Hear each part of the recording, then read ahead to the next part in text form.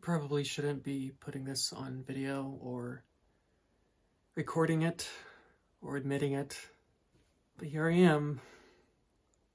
The last week has been one of the most magical of my life. The way the Reno community has come together to support our dreams could not have made me happier. All of the brilliant journalists and community leaders and film lovers supporting this one thing I've wanted to do my whole life has been magical. But I recently learned, despite months of sending in paperwork, signing documents, getting documents notarized, emailing 1,000 different offices, paying every penny I have, we don't have all the requisite documents we need. And I'm frustrated, I'm angry, disappointed. I'm not mad, nor should anyone be mad at these government officials who are truly doing the best they can to make this community the best community it can be. And they have been so kind and detailed in all the things necessary to make Theater 42 great. But if Theater 42 is going to be great, we need to get these documents squared away, which means we can't be open. I don't know how long this process is going to take. I was originally under the assumption that everything would have been done by now, which is why we had the grand opening when we did. And even up until the days after the grand opening, really until just the other day, I thought we had everything we needed. I was wrong. I sure as hell didn't want to be wrong. Those blissful few days of being able to show you all the amazing films that I fell in love with and I got to watch all of you fall in love with was a dream come true. But we don't want to cut any corners. We don't want to do this wrong. The truth is, if we have to abide by all of the different regulations they are asking us to abide by, this could be a cost of another $50,000. I want to be clear, none of this cost is from a health point or a point where anyone is in danger. It mostly is some arbitrary political muckery that requires us to have a separate female and male bathroom.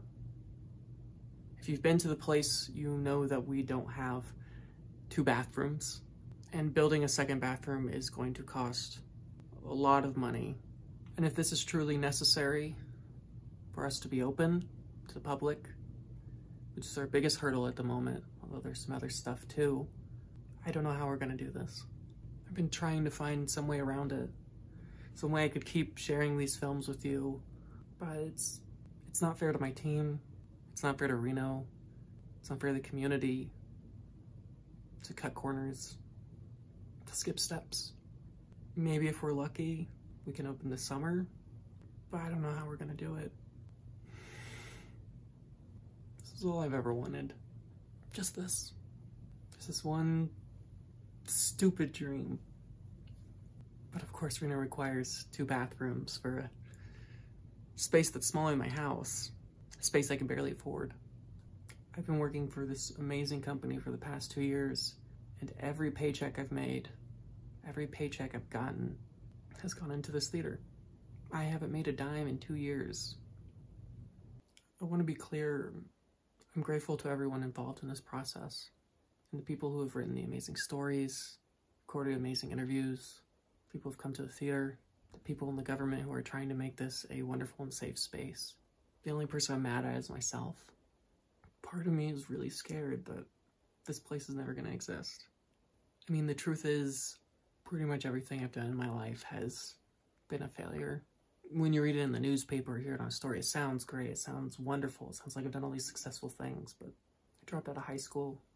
I dropped out of 3 different colleges. It took me 8 years to get a bachelor's degree in English. I couldn't handle being a teacher. I couldn't handle being a firefighter. I couldn't handle being a stockbroker. I couldn't handle being a delivery driver. I put every penny I had before this dream into making my first feature film. Never made a penny on that. Less than 20 people have seen it. I then put every penny I had for the next 2 years on this project. It might not even matter. I'm sorry. You all deserve better than this. You all deserve this theater I know it may seem stupid, maybe like I'm overreacting. Maybe I am, I probably am. It's just, everything I've done has just been an utter and total failure. And I shouldn't have been the one who brought this to you people. There's hundreds of brilliant people in this town that I've been lucky enough to meet who could make an incredible art house cinema. Maybe I'm not one of them. Maybe I'm better off not dreaming. Maybe movies don't matter that much to most people. But the truth is, when I was little, I didn't have any friends. My parents were always divorced, and so I traveled between two houses since I was 3 years old.